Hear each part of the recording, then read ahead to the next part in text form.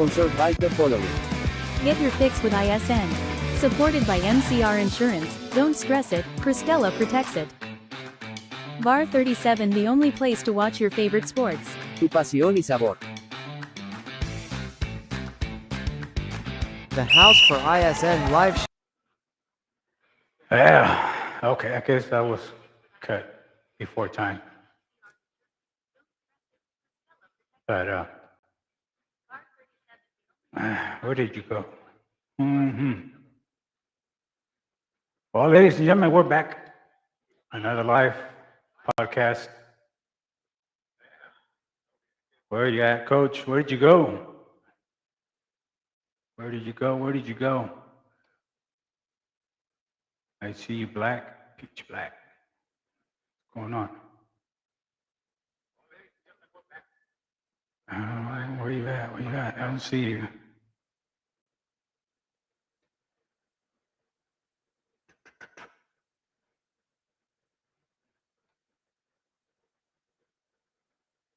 Mr. Lozano.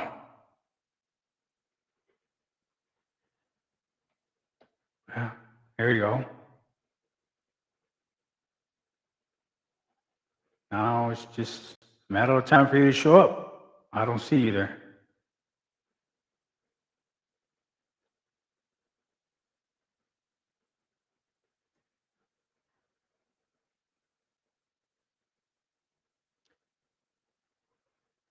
Bueno. Pues vamos a empezar. Creo que I think Mr. Lozano's having a little problems here with difficulty with his camera there. And I think he's back now. There you go. You there, Coach? Coach. Mr. Lozano.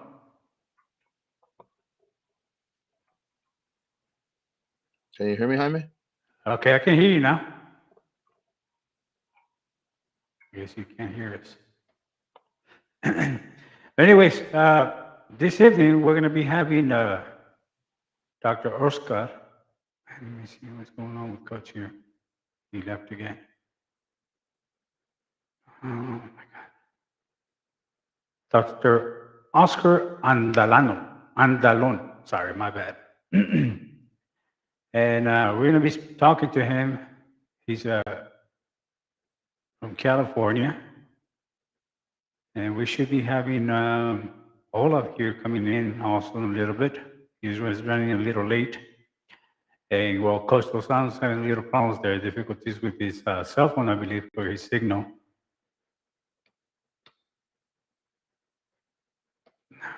See where we at.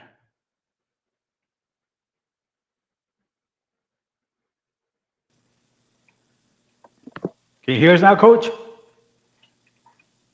Damn. No. Can you hear me? Yeah, I can hear you.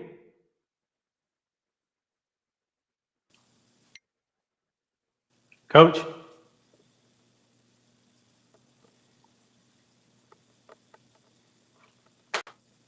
Can you hear us? Coach? Wait. And yeah, like I was saying, so we're going to be talking today about soccer. And we're going to have whoa. Let's see what happened here. Can you hear us, Coach? Yeah, can you hear me now? Yeah, I can hear you better. There you go. Let me go ahead and get that out of the way right there. Get you in there. Yeah, so that's better. Yes, sir. Yeah, I had to get back on my phone. I don't know what the heck's going on with my iPad, man.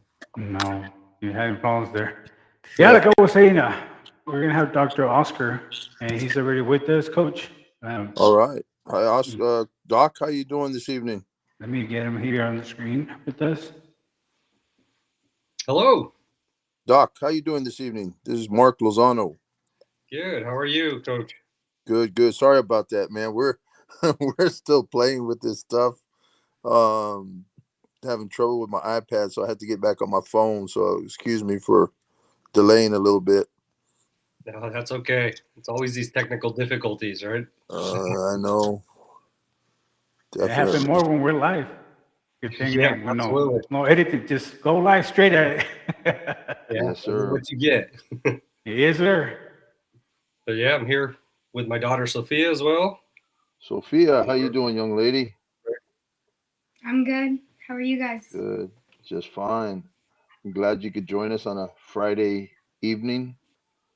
We appreciate the presence of a future legend, huh? Hopefully, Yes, we'll see. man. Yeah, hopefully. Hey, well, She just she's came from headed in the her right training direction. session. She's headed in the right direction. She has the ethic already down and the mindset, so she's got half the battle done. That's the truth. Let me see. Now I need to get back on. There we go. We lost your coach again. Oh, there you go. And the beast has joined us. Hey, how you doing? Good, good yourself. How you guys doing? Hi, Sophia. Nice to meet you. I know your dad when I was a little kid. I was 7 years old when I met your dad. Yeah, I was 7 years old. I think my dad. I asked my dad. I was like, when did I meet him?" He's like, "I think you were like 6 or 7 when I met your dad."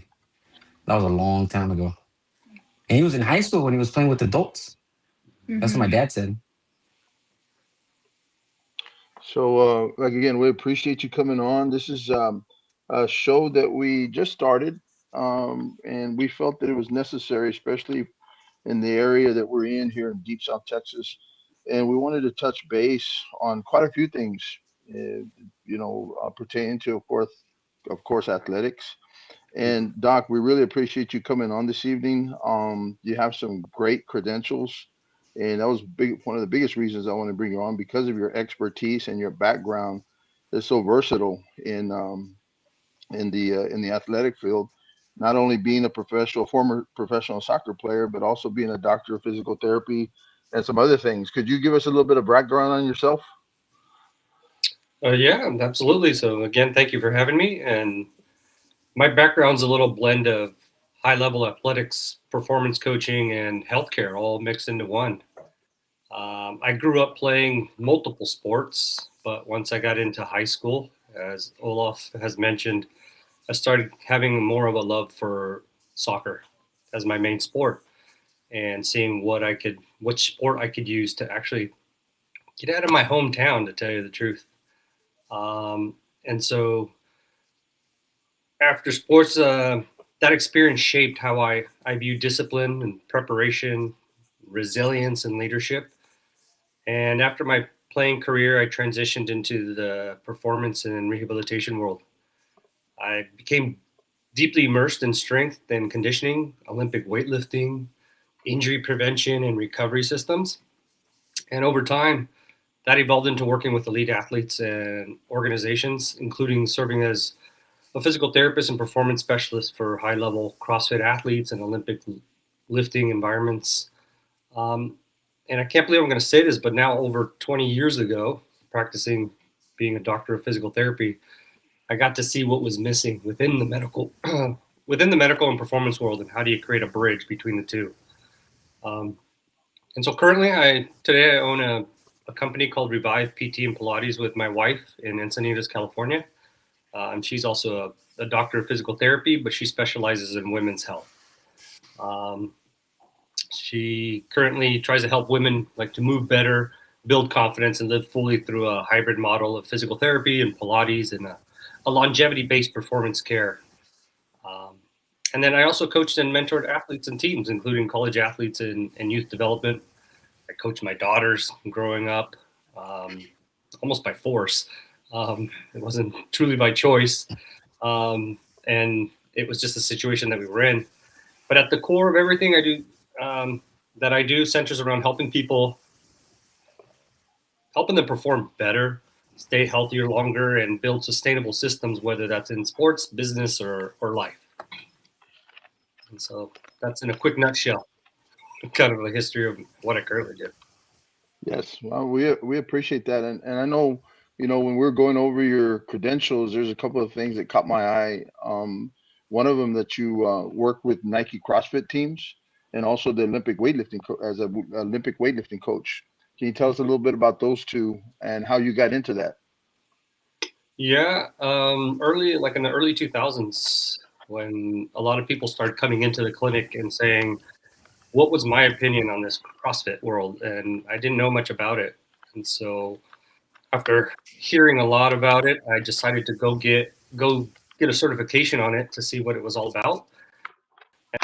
And it actually shocked me. I was like, wow, it's been missing. The only thing that my concern was it can be a dangerous beast in the wrong hands. Right. So it's a phenomenal system, but if you don't know how to work with people with the system in itself, it's almost like a loaded gun. Oh, And being on the rehab side, after years had been going by, you start seeing the athletes that were coming in, and now they need shoulder surgeries or hip surgeries, knee surgeries, and I saw that there was something was missing in between. There was no communication between the performance world and the rehab world. And when people went into the rehab world, they were basically told by their medical providers to just stop. Well, it's very difficult to tell someone to stop with what they love because now they're competing. It's a sense of community. It's a way for them to be healthy. And they weren't really following advice. So there was this huge disconnect between the two worlds. So I started going in and lecturing into a lot of the CrossFit different gyms and boxes, as they call them, and started educating the public in regards to where the medical world was really coming from. They're in their best interest. It's just they didn't know how to communicate it appropriately. And a lot of it came down to, as adults or athletes, if you're not moving well, soundly your joints, and you just repeatedly go hard, there's going to be a point in time where your body just breaks down.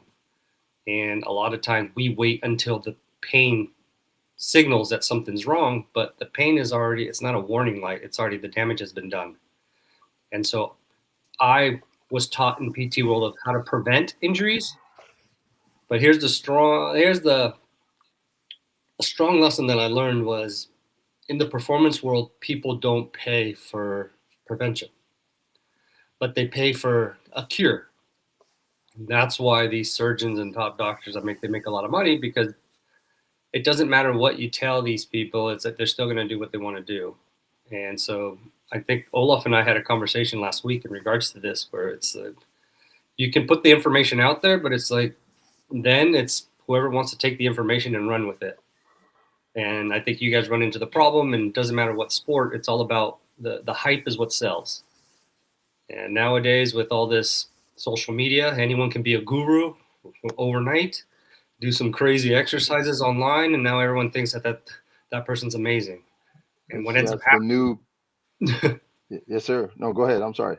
Yeah, and what ends up happening is you just got people sweating really hard, but are they, whatever they're putting into it, is it even really making a change in their performance aspects? And a lot of times it doesn't. People break down.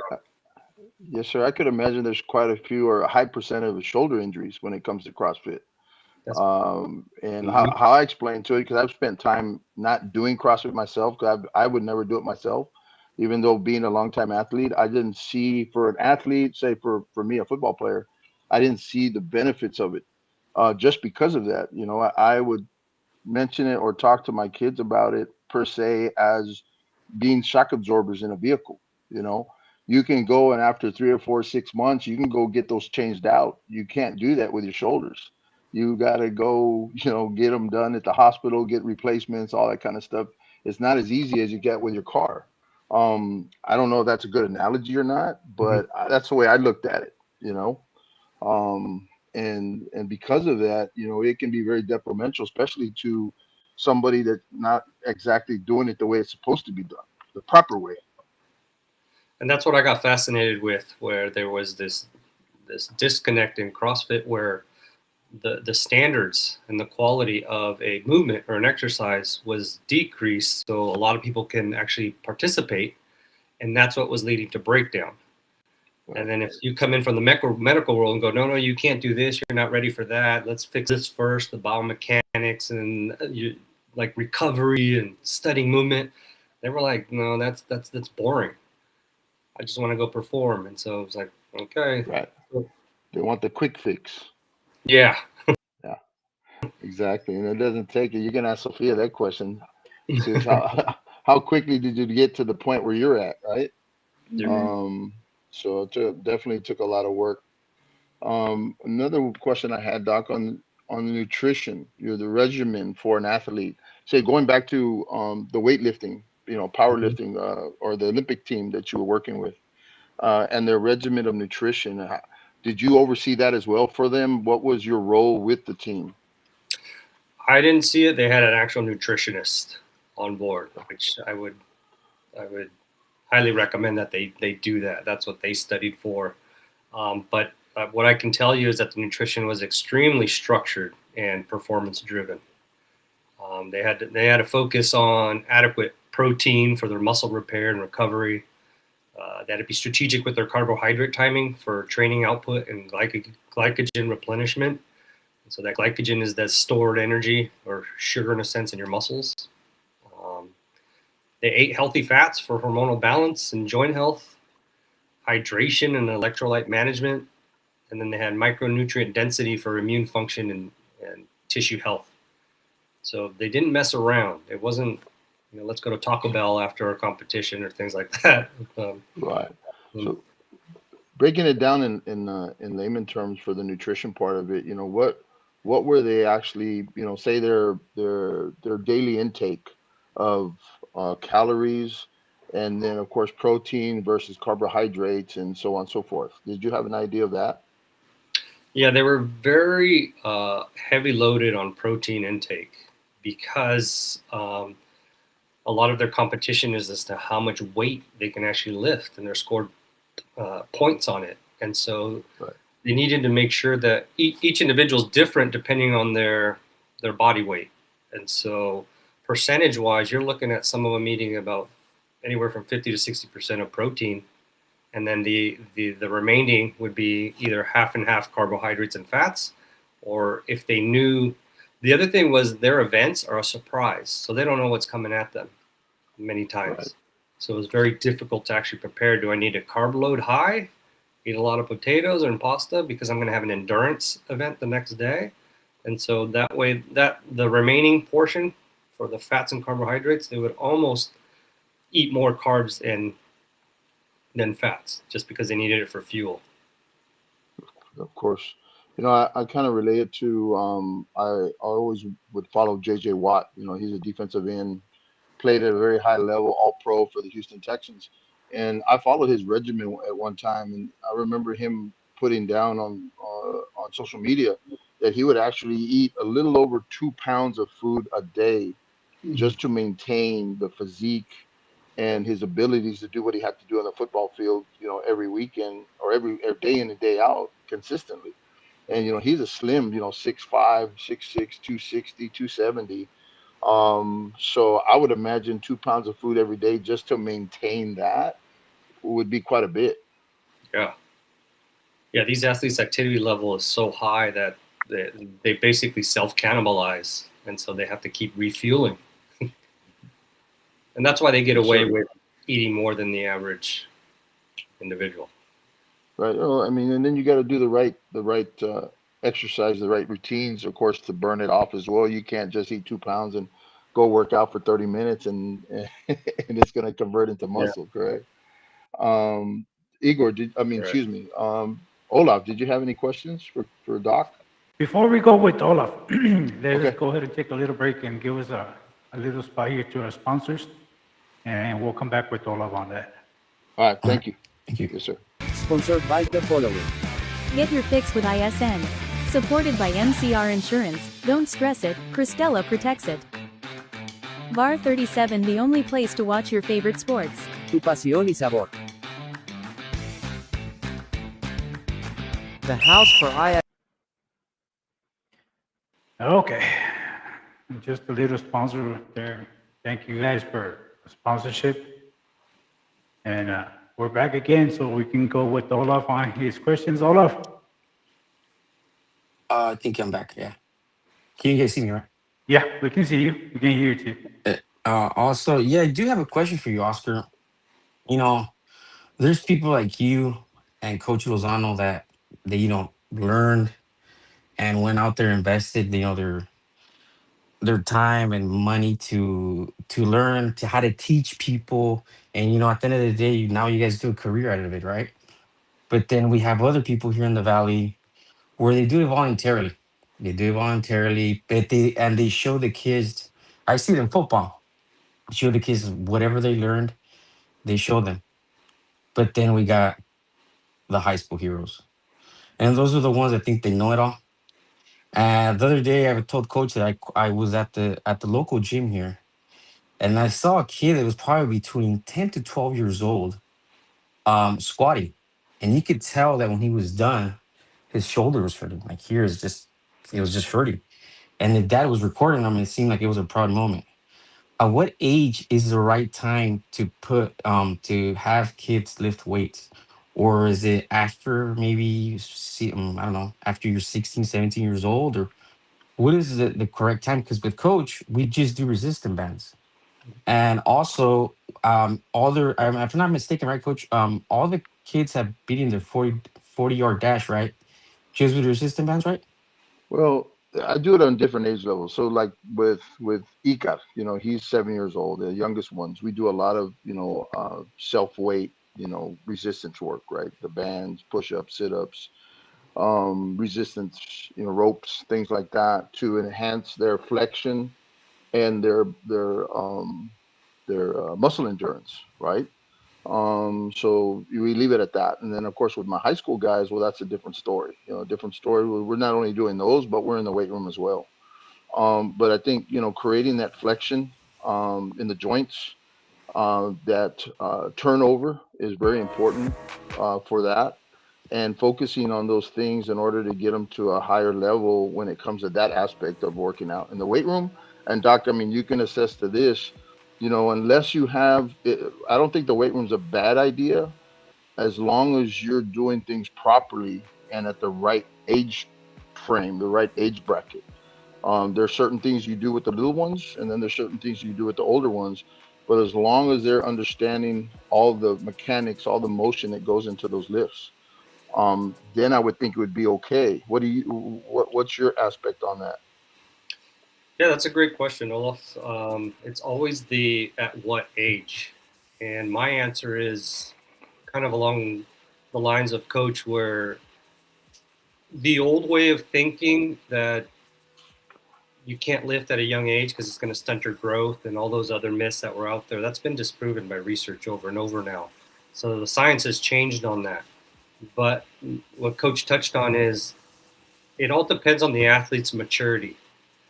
Can they take instruction? Can they do quality of movement? Obviously, you're not going to load them like what he mentioned, a 7-year-old, like you would an adult. And I think that's what you start. That's what you start seeing at the high school kind of level, where you say with the dads or their kids, where they're training them like if they were small adults, and that's just not the case. They have their growth plates that they have to deal with, and all kinds of other components. And so that's where they start getting into rough waters and getting into trouble.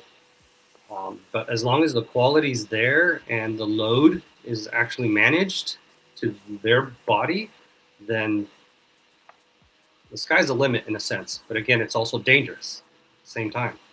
Like when I first started lifting Sophia, we have a gym here in our garage, and when she started deadlifting,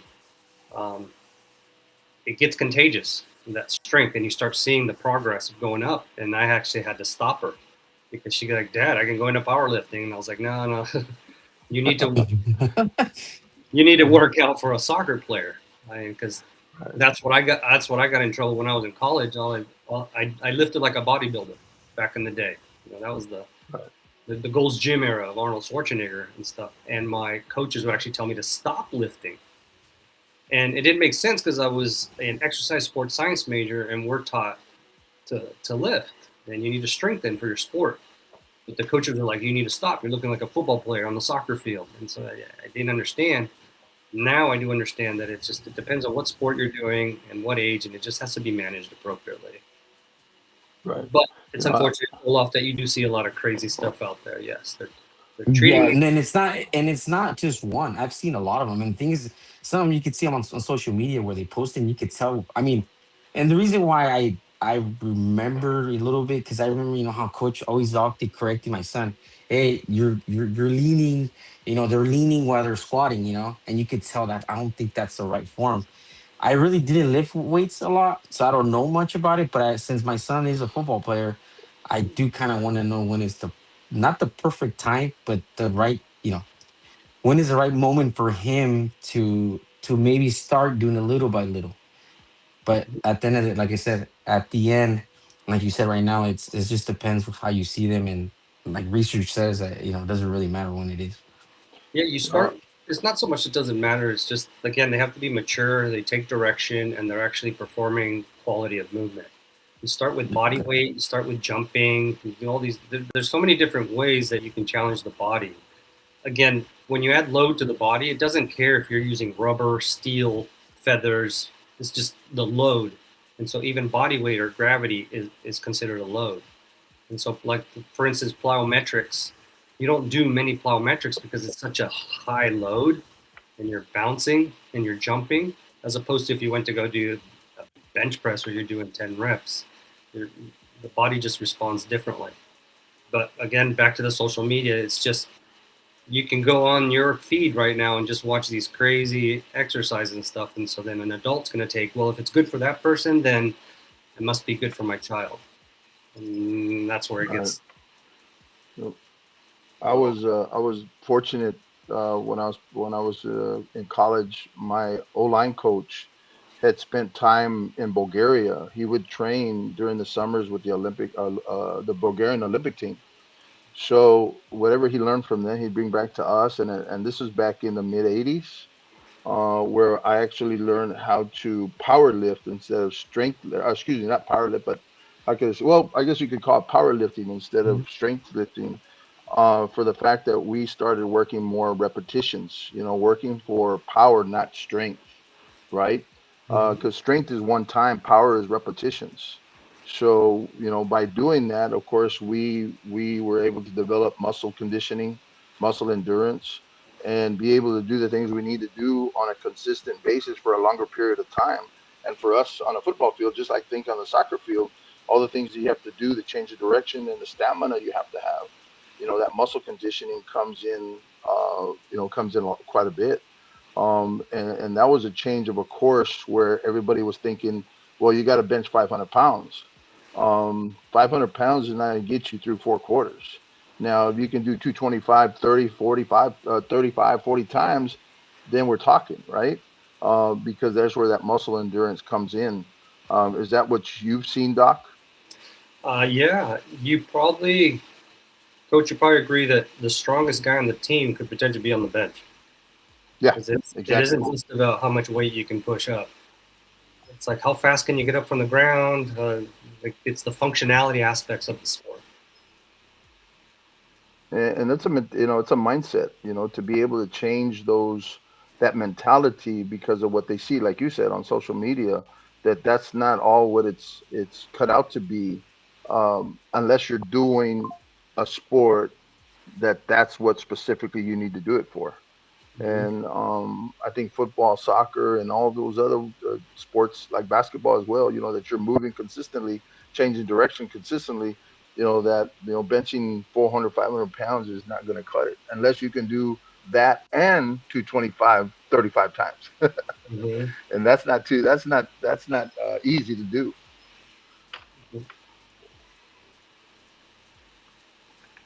So let's I wanted to hit a little bit on your college coaching, Doc. So you're actually at what level of college are you coaching at, or have you been coaching? I coach all the way to the junior college level. Junior college level. So they're coaching there. What have you seen pertaining to the kids coming in, the transition of the kids from high school and college, what you've seen and what you had to deal with to get them prepared for that next level? And what I mean by is, the kids that come in, do they have that mindset? Do you have to instill that in them, more of them than not? What have you seen by coaching at that level?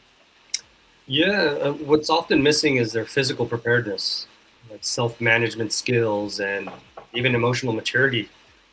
Many athletes come in strong but not resilient, and they lack mobility, stability, recovery habits, sleep discipline, nutrition consistency, and time management. A lot of them get there because of their talent a lot of times, and so they don't really, what do I need to work on all that stuff for? I'm good in my county or whatever it may be. And they're often not taught how to take ownership of their bodies, and how to warm up properly, recover intelligently, and manage soreness or communicate when something feels off. And the mental side is also big pressure, independence, and the accountability and adversity that they're going to experience at a college level. And with college sports moving so fast, the athletes who lack foundational system really struggle. And we need to teach our athletes how to be like professionals earlier, not just how to compete. And I'll give you an example. Like, Sophia plays with the Cholos, a professional academy in Tijuana for the sub-19 group, even though she's only 14. But the other day, the coach asked the whole girls that were already 18, 19 years old, how many of you want to be professionals? And guess how many raised their hands? I can imagine all of them. All of them. But then you see them after practice, they'll head right over to the OXO, which is similar to the 7-Eleven in the United States, or their nearest coffee shop, and get the Frappuccino with whipped cream. And so even she'll tell you, it's like, that's not pro mentality. And Right. so it's that part of the education for college athletes coming in. Obviously, if you're going to these big universities, they're held accountable. So they have their nutritionist, their performance coach, and there's someone always on top of them, and they got the strict regimen. But at the junior college level, you see just they're getting there for talent, but they don't really have those skills that I mentioned earlier to really excel. Well, I can tell Sophia is very fortunate. You're fortunate having a dad like that, right? That's prepared you at an early age. I can relate to you, Mama, because when I was 10 years old, my dad was a former military and a coach. So on my 10th birthday, he gave me an alarm clock. So I don't know if I was blessed or what, but I know where you're coming from when it comes to those type of things. But that's what makes you who you are. That's what makes you what you've been able to accomplish so far as a young age. And I commend you for that, because there's not a lot of kids that's going to put in that type of work at 14 years old to be able to compete with high school kids, 18 and 19-year-olds. So that's a heck of an accomplishment. I commend you for that, Mama. Thank That's you. some nice work. You're welcome. And we want to definitely, Jaime, do we have to go to a break? Yeah, let's take a quick break again. Quick and break. And we'll get come our back and we'll sponsors. get with Sophia. For sure. All right. Thank you, guys. Sponsored by the following. Get your fix with ISN. Supported by MCR Insurance, don't stress it, Cristela protects it. Bar 37, the only place to watch your favorite sports. Tu pasión y sabor. The house for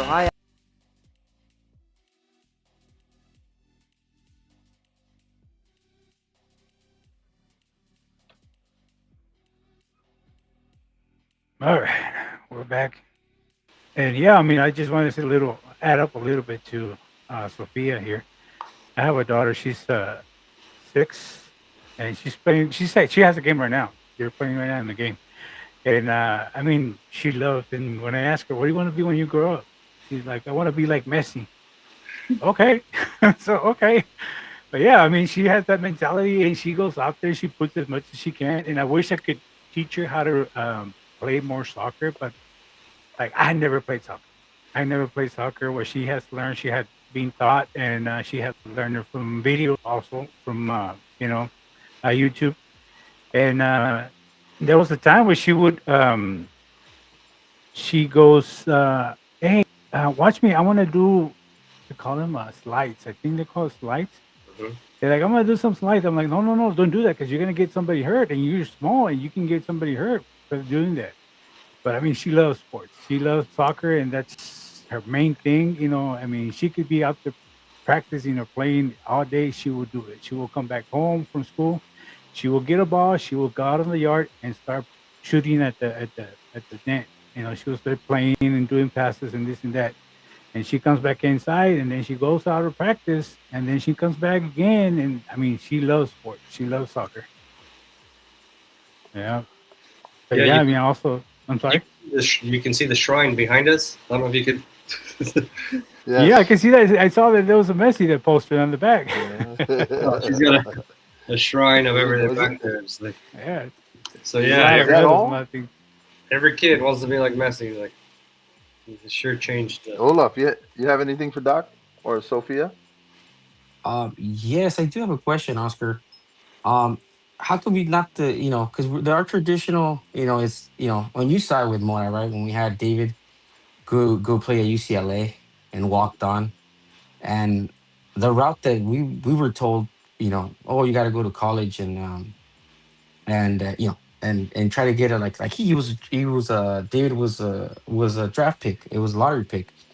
Why the Cholos route? I mean, it's an awesome experience, and I could kind of see why you did it, but the Mexican league is growing so much, and I could see why you did it. Why that route, not the college route? That's just something that I was wondering. How come you didn't go? Because I'm pretty sure your daughter would have been had all these offers in her table right now if she was a senior. Yeah, you bring up a great question that can open up some big can of worms. Um, you look at in the sport and soccer in itself, it's unique and interesting in regards to only about this is what people don't understand. 0.01% make it to the pros from the United States, or how many soccer players actually make it from the United States and end up in Europe, which is considered one of the great leagues of the world. There's not many, and a lot of it happens because of the structure that we have within the soccer sport.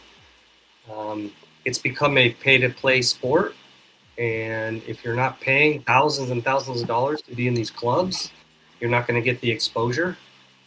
Um, a lot of these college coaches aren't even going to high school anymore to watch the games. They're just going to these tournaments.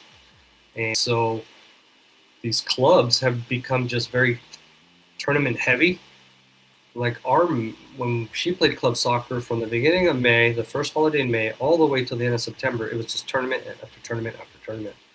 And so you get into this mentality of it's all about winning tournaments, and it's not really about the player development.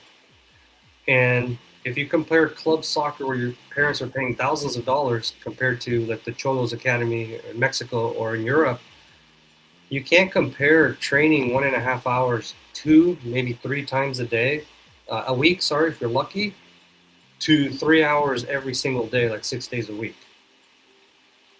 It's just not a comparison. And so we looked at it as a family as to what's the best thing for her development. And she also said, I want to be pro. Her sister, who's 16, also had the opportunity to go to Cholos, but she's like, Dad, I don't want all that pressure. I want to go to the school route. I want to go to university. So I had to support them either way. She's more dedicated, like that's all I want. There's no plan B. And so for us, it worked to just head in that direction. It's also within like 45 minutes to an hour from us. So we're fortunate that we are here in San Diego, just to go over the border and back in the same day. And she's just getting an amazing opportunity seeing all the different cities. She just came back from Guadalajara. She beat the Guadalajara Chivas last weekend. Woohoo! She's got a game with Leon. So she's been experiencing even more than what I ever did with soccer at a different country. And then she got into the national team as well for the under sub-15.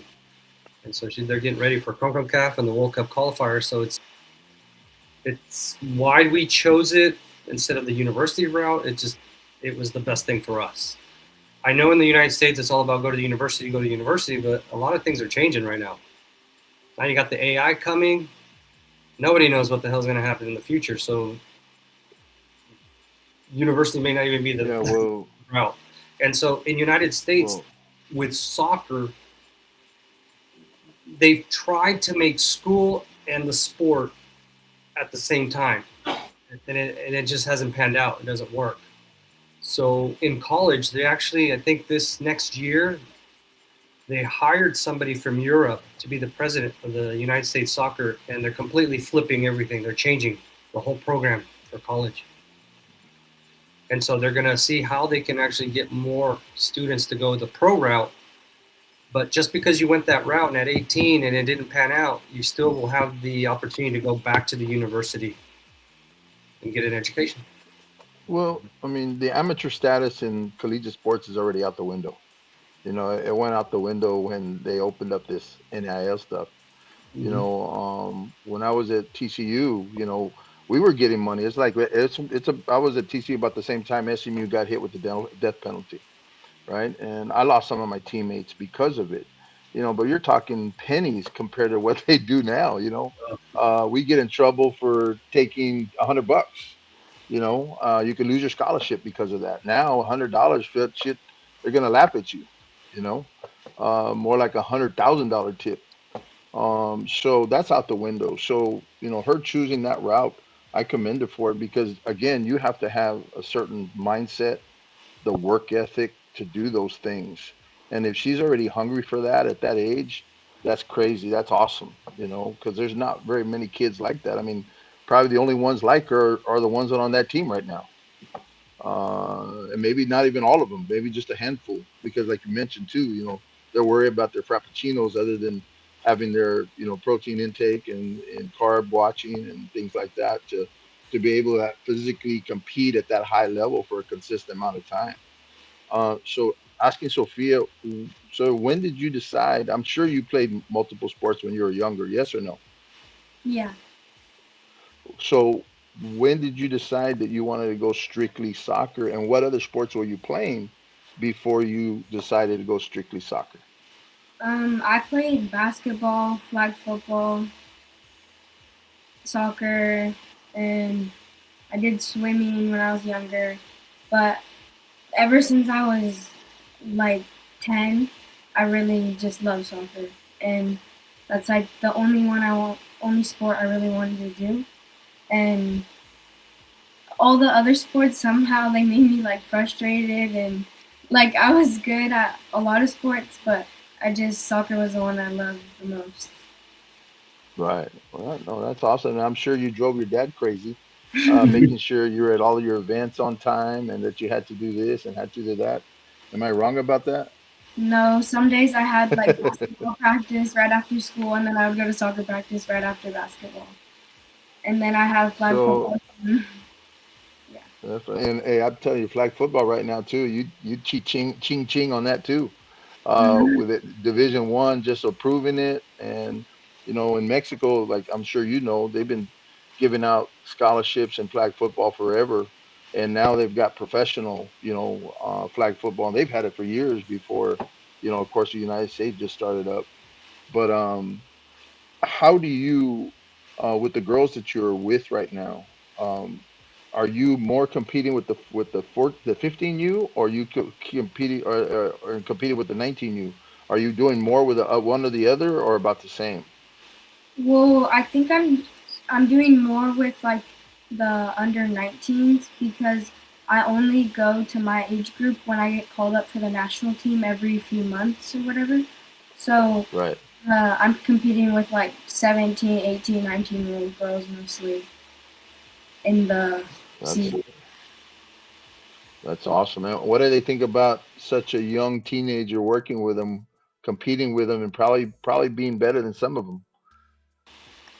When you're in you don't really recognize people's ages. You just, if you have the talent or if you're good enough, they like let you in, and so it's yeah. So it's just like um, really good. I like it. Well, good. That's great. That's good to hear. Especially because you know how some people they can be very, very envious of your athletic ability and all the things and opportunities and stuff. So that's good to hear that you guys just embrace each other because of your abilities, not how old you are or where you come from. So that's a huge plus when you come to doing that. Um, Igor, I mean, I'm sorry, I keep on saying Igor. I'm talking about my boy in Mexico City. Olaf, you have anything else you want to ask Sophia?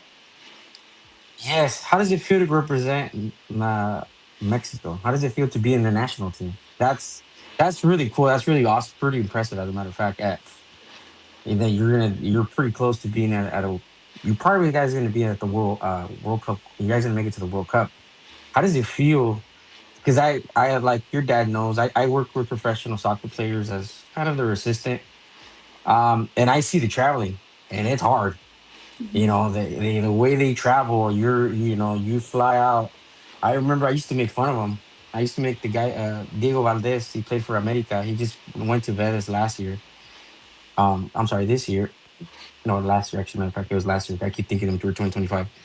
And I remember once we traveled from Torreon, Mexico City. He played, and right after the game, we came back and we got home like around 5 a.m.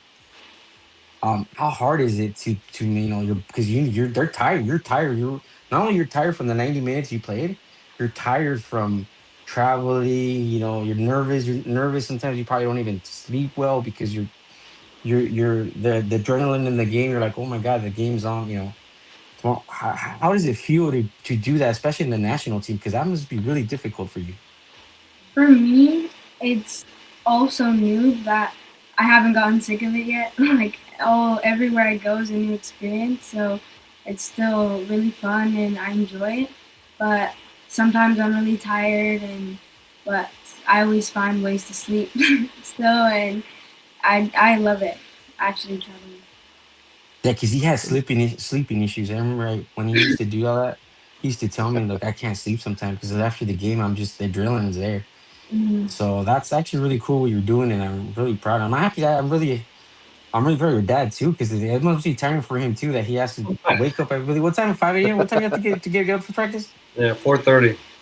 4:30, and then come back, and then you still have to go to work. No, I don't work. I I Oh, just I'm sorry. I do the behind the scenes stuff. I forgot. Yeah, you don't work. I forgot. Yeah, you don't I'm work. an You're Uber just at He work. driver. works. He Yeah. works for Sophia. That's what he works Yeah, for. that's why I told her I'm taking 50%. If this goes anywhere. Yeah, it's funny you brought that um, up because I was about to tell you. Imagine being a parent of a minor, taking her to those. I have to take her to the airport. I have to wait. The airlines won't let me leave until 3 hours until the plane takes off.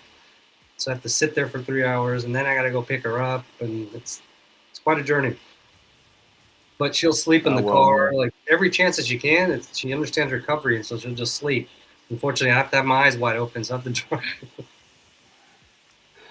I want to ask her, Sophia. So, give us a day, your regimen for your off-season day, and then also give us a regimen of in-season. So, when you have tournaments and games versus when you're just training.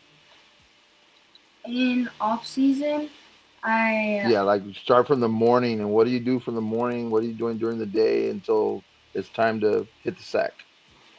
well in the morning I wake up and I make breakfast and then What go time?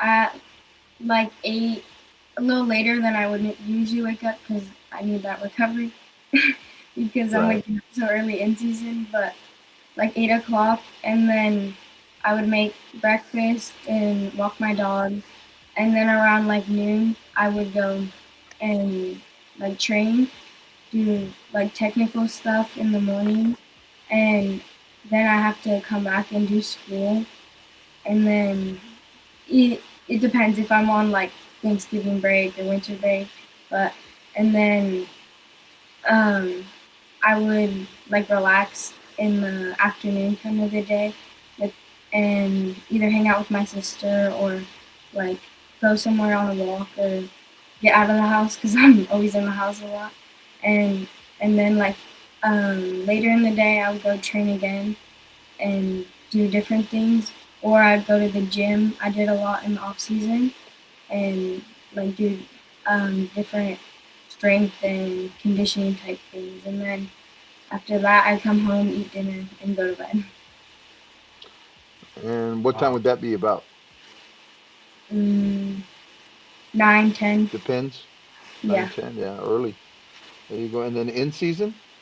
In season, we wake up at 4:30, drive to the border and cross, and then I have practice at 7 a.m. till 10, and then we usually cross back and get back home around like 12:30, and then I would eat and walk my dog again, and then do school and like rest for 2 hours, and then I go back to the field and do more things for like an hour and a half to another 2 hours, and then come back home, eat dinner, relax, and go to bed at like 8:30 to 9.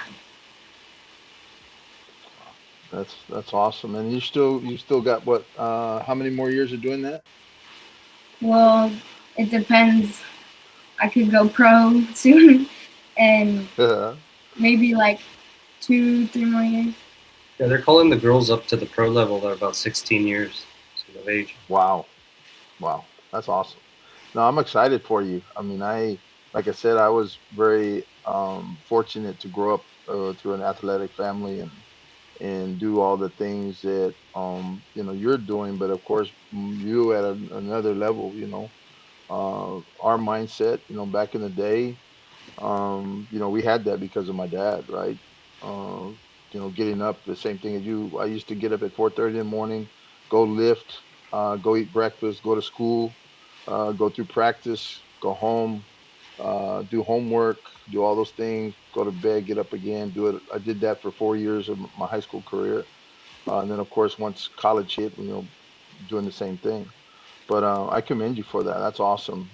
It's exciting to hear that there's kids your age that have that mindset. And nowadays, I know I'm going to mention one more thing. What we have down here is, and I've mentioned it before.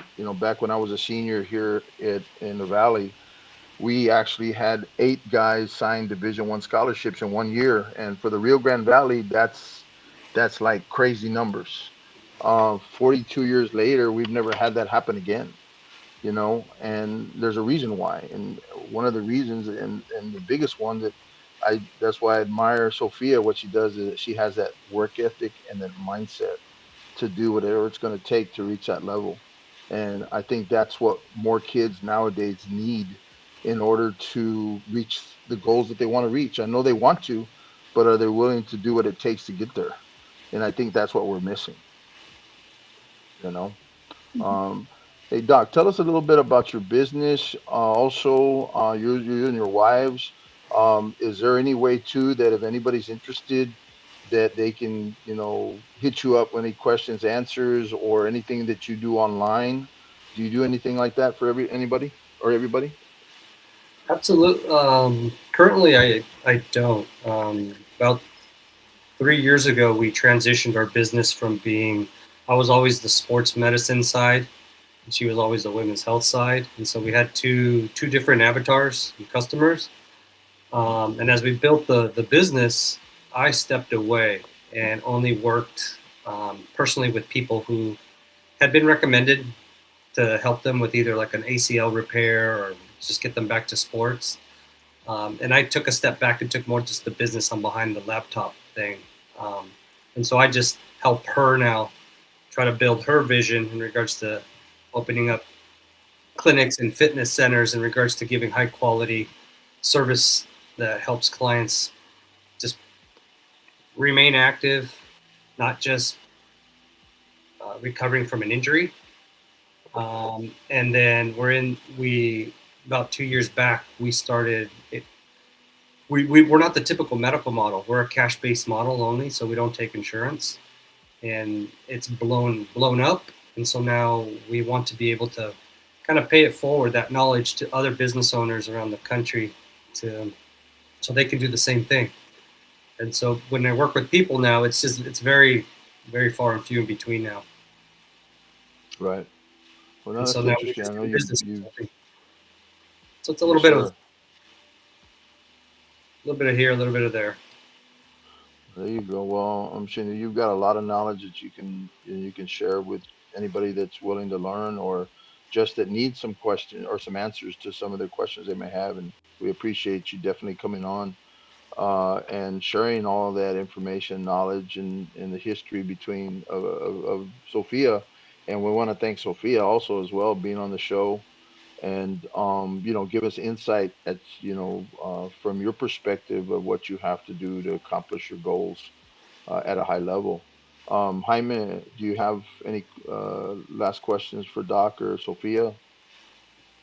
No, I sure don't. I mean, I just want to congratulate you. I mean, I was listening to her schedule, and that's dedicated schedule. That's a real dedicated schedule for your age. It's a very dedicated schedule. I mean, and it's like everything, I guess. When you try to be the best and be the top and hit that perspective, that you want to be a pro. I mean, you got to stay at it. And you got to be continuous, and I mean, stay in schedule. That's the main key right there. And have a what you call it that mentality, and the what you want to do, what you want to be. So I mean, I just want to really congratulate you, and coach. I mean, doctor. Uh, Mhm. you know, congratulations. You have a great daughter, and I know, pretty sure she'll get real far. Thank you. Yes, you will. Thank you. Olaf, Sorry. did Thank he you, fall Oscar. asleep? Thank you, Sophia, for being the first show. As a matter of fact, the other one was a pilot.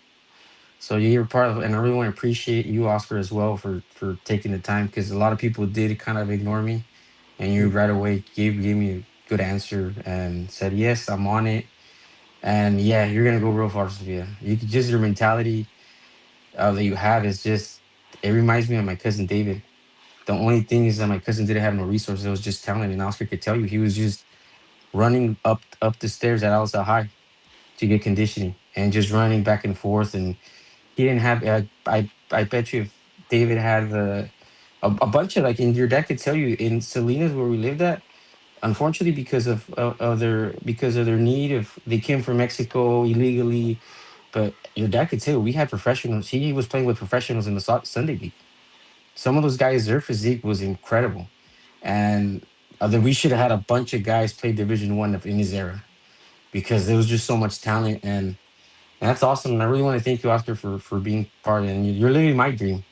Because I wish my son liked soccer, but he doesn't like likes football. Soccer. He doesn't like it at all. They invited him to play. He gets the jerseys and he wears them and all. I don't know. He trains with the soccer jerseys. I don't know why, but he doesn't train with. But then when you tell him let's go play, he's like, nah. I'd rather play tackle. So yeah. So you're living my dream. I tell you that. No, he's in it now. We're just gonna have to make him to the point where he can do what he needs to do on it. 'Cause I tell you what, Doc, he's gonna be a monster. That little kid, he's basically I'm gonna make him a protege because that kid can play and he's only 7. So I can just imagine what he's gonna be as he gets older. He's gonna be something else. That's good. Yeah, thank you for Yes, having us sir. on. It was a pleasure. Well, thank you guys. Appreciate Hey, it, keep young us lady. posted. Thank you. Yeah. Keep it posted Yeah, too. And To keep us be posted. And whenever you want to come back again on the show, like, we're here. We'll do anytime. I want to ask Sophia a question. Hey, I'm gonna, Mama, I'm gonna want to autograph before you get too famous. Oh yeah. Okay. All yeah. right. You got it. All right. You Yeah, guys get have a him. great weekend. Thank Appreciate you. you.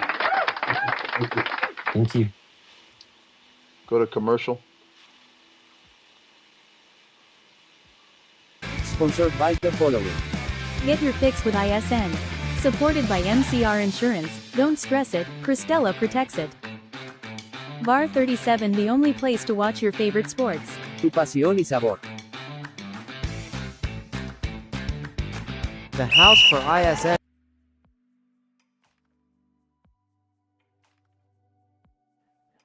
Well, yeah. Where did we go? Where did we go? It was nice. Here we go, Coach. I see you Yeah. back again.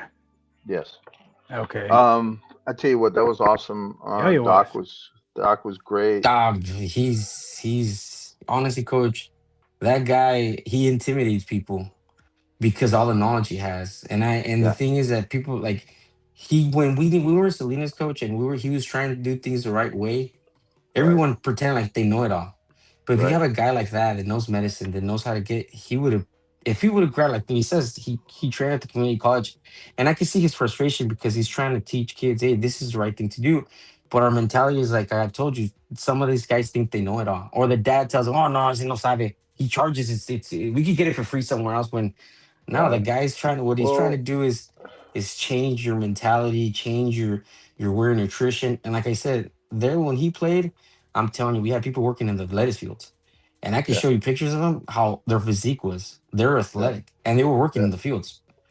Oh yeah, I mean So that gets you ready. I've done that in the summer. I planted orange trees. I've done hay baling. You know, when I was growing up, that's work, man, and it prepares you for stuff like that. You know, it's again, it's a mindset.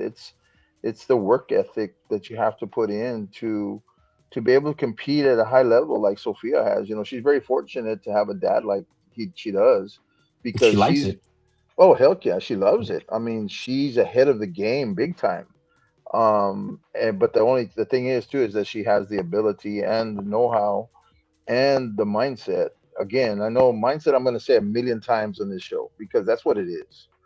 You know, you have to be, it's like this. You have to be able to want to do unnatural and uncharacteristic things to be better than everybody else. If you're not willing to do those things, then you're going to be like everybody else. And again, that takes a different mindset. You know, it's just like you have to be uncomfortable to be comfortable. Not Yeah. a lot of people want to be uncomfortable. They want to be comfortable, and you don't get better by doing that. It's like when we do training, you know, with ICA, you mentioned it. You know, the things that I bark out while we're doing resistant work. You know, all the little things are so important to be able to do it properly. You can do the exercise, but if you don't do it and reinforce the little things that need to be done, then you're just doing it to do it. You're not doing it to get better. You know, And I you know think what I'm talking about because you're there. You've seen it. You know, Jaime's seen it. And that's the whole basis of it. It's just not doing it. It's doing it the way it's supposed to be done to get the most benefit out of what you're doing, not just do it to do it.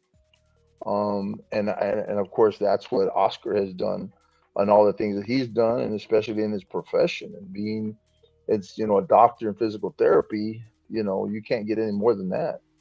Um, and the knowledge that he has to be able to spread and offer his information that he has to help athletes, you know, across the board. I think that's one thing that we lack, and we didn't get too, how could I say, too nitty gritty in that aspect.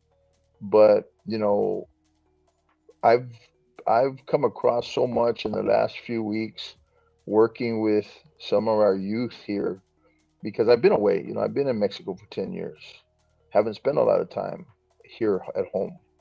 But now that I have, you know, there's a lot missing, and it's about make giving the kids opportunity to be better. They don't even realize they're lacking in things because they've never been around that. You know what I'm saying? Not till it's too late. Some of them will learn when it's too late. Others will not because I think that they think that's all there is. It's like I've told some of my boys that I train is that I don't want you to be one dimensional. I want you to be multi-dimensional. I want you to be doing able to do multiple things at one time. And in order to do that, there's things you have to do. If you're one dimensional, you're easy to beat. All you have to do is figure it out. And some will, some won't. But the ones that do figure it out, then you're going to be in a lot of trouble because you're not going to be very successful when you have to go against somebody that knows what they're doing. You know. yeah, and we see Um. that up north, coach. When we go up north, and I'm telling you, I mean, and Jaime saw it too, right, Jaime? With the flaggers, even though it's pretty same rules, right, as tackle. But Jaime could tell you the same thing that I saw. It's a total different animal. Like some of those kids already know how to read. They know how to do their routes. The way they run the ball. They know to go through the middle. The way they run the ball. They go to the right, and then before you know, they're going to the left. Everyone's like, so it is a mindset, and unfortunately, there's a lot of coaches out there that don't want to get educated and want to get the help because they're like, no, I know it. Like you don't have to tell me, no, no, no. And you see it. We see it all the time, and here in the valley. And not just, and not just that sport. And I've seen it in soccer as well.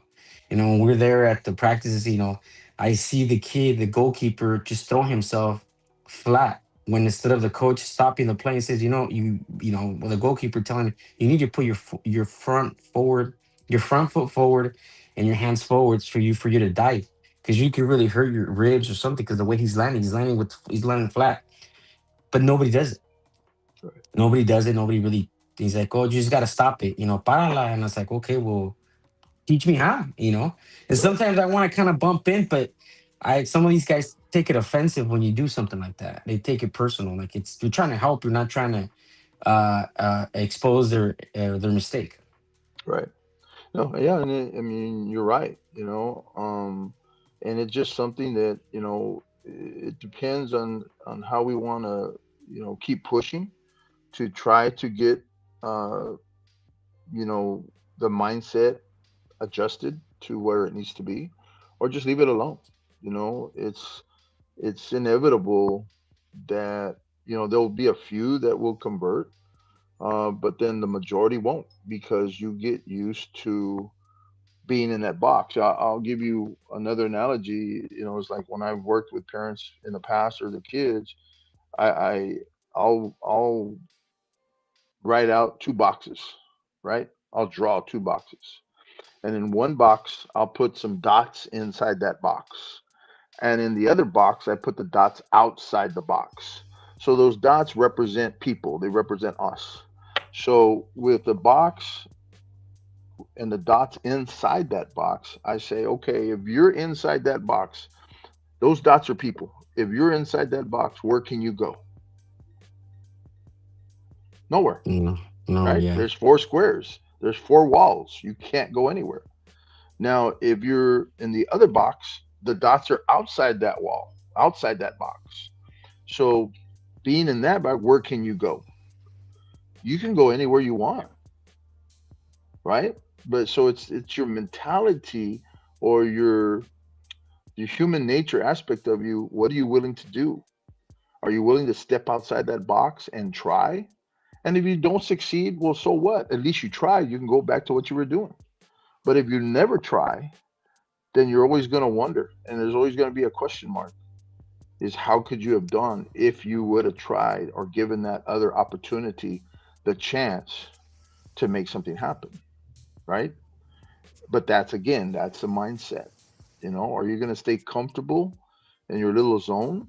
Are you going to venture out and try and give yourself that opportunity to be better, to get better, or to compete at another level, or at least have the opportunity to compete at another level? Because again, then you said, hey, I gave it a shot. It didn't work. I'm good. At least now you know that you did. But again, that's again, going back to the same word, it's a mindset, creating those opportunities for you. Do you want to be one dimensional, or do you want to be multidimensional? And that's opening the door, you know, getting out of that box to try those things.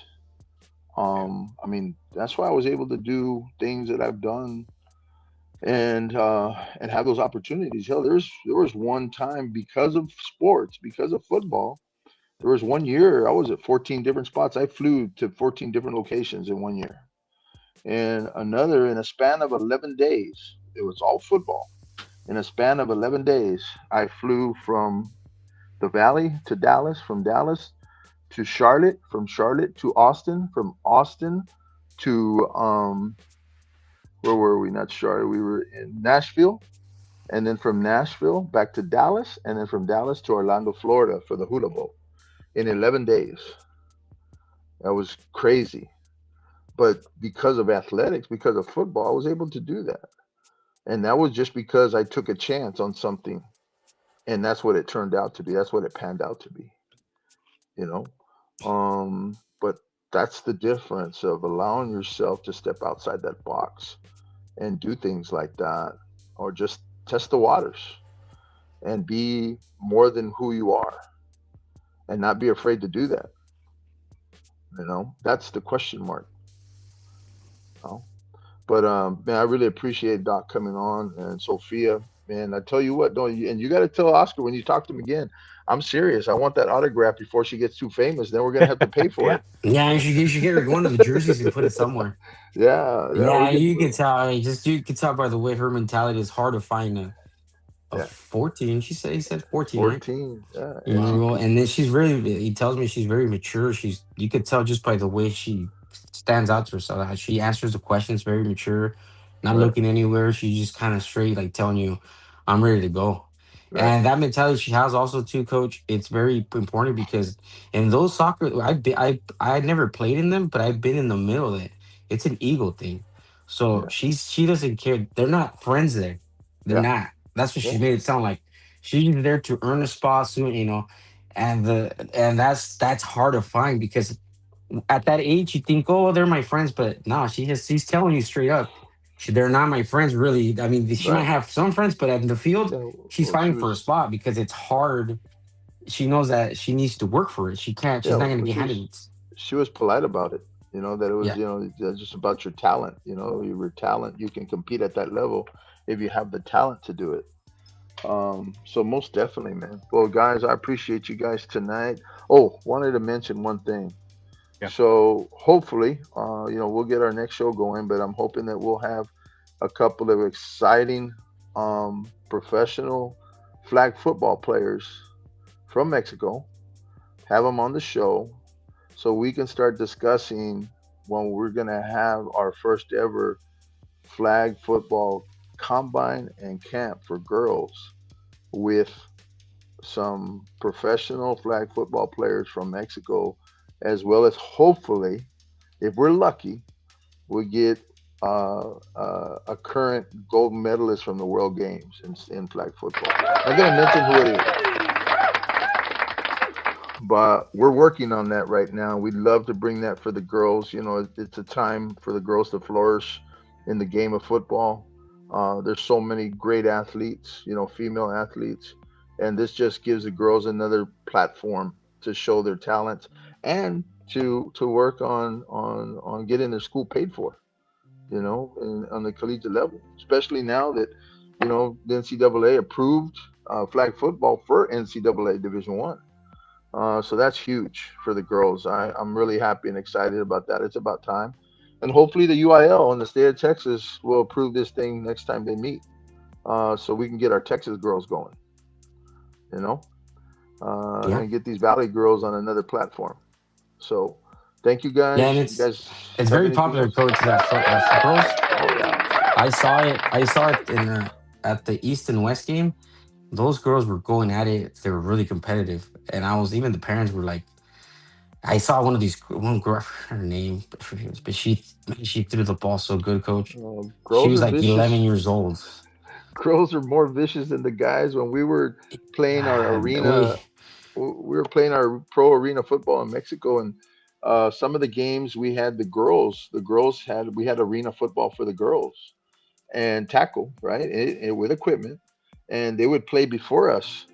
They had to bring in one of the games. They had two ambulances at that girls' game. They had to cart off two girls. They're crazy, man. The girl they went after each other. It's crazy. They have the mindset, they have the mentality, they have the physical aspect of going out there and competing in a game that started off for men, and it's transcended, man. I'm excited for the girls. You know, sounds good. anything else, guys? Nah, I think we're Guess good. we'll wrap it up for that. All right. Well, I All appreciate right. you guys. Have a nice weekend. Yeah, you guys don't get too crazy. And Jaime, if you barbecue, make sure you send over some with DoorDash. Uh, and and we can't forget about. We're gonna have to get to that story about the nine toes too. So don't let us forget about that. That's another show. All right, guys. You have a good All a right. good weekend. All Uh, right, All right. coach. Then. Then All I guess that will wrap it up for this show, and we'll go ahead and see you guys again next week, Friday, or we're gonna sure. be doing it. Well, we'll keep it Yeah. posted anyways on the Well, we'll Facebook keep and it posted. Once we get the girls together and I get to talk to them, then we'll announce it, and hopefully we'll get those girls on for the next show. Perfect. Okay. All right. Well, All thank right. you guys. Come on, Thank you guys. for everything. Yeah, y'all All right, have a you good take night. care. Thank you. Have a good Take night. it. We'll say Thanks, Beast. Sponsored by the following. Get your fix with ISN. Supported by MCR Insurance, don't stress it, Cristela protects it. Bar 37, the only place to watch your favorite sports. Tu pasión y sabor. The house for ISN.